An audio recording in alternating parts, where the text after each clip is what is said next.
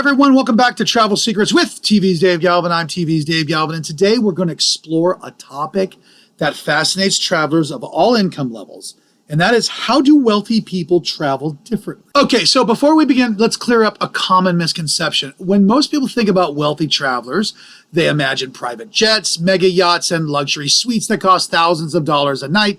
While those things do exist, they're not really what separates the affluent travelers from pretty much anyone else. The biggest difference isn't necessarily how much money they spend, it's how they think about travel.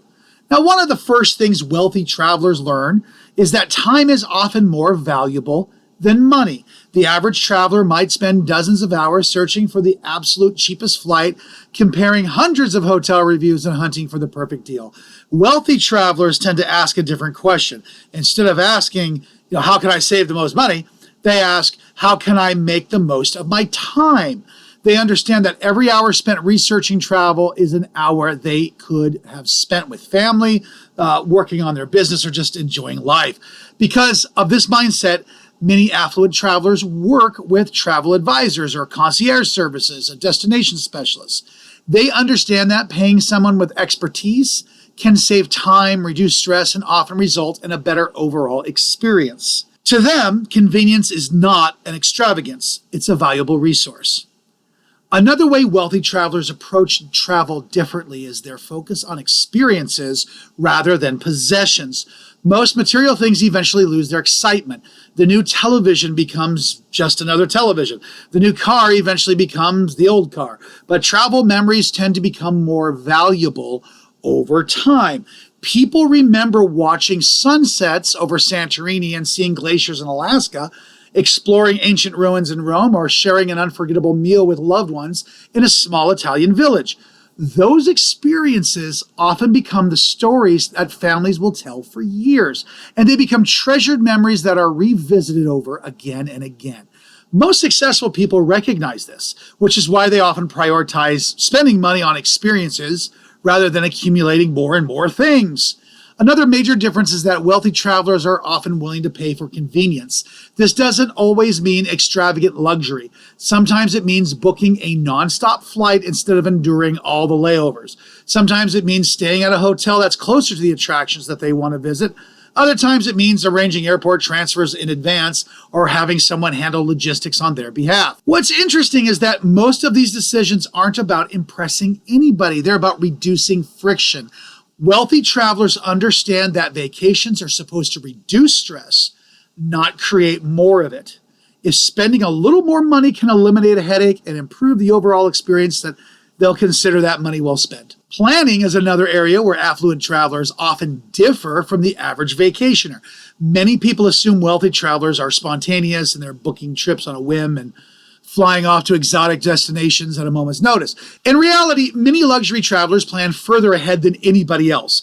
They know what the best cruise cabins, the finest suites, the most sought-after guides, and the most exclusive experiences often sell out months or even years in advance. So by planning ahead, they gain access to options that may not be available to the last-minute traveler. They understand that preparation often leads to a smoother and more enjoyable experience.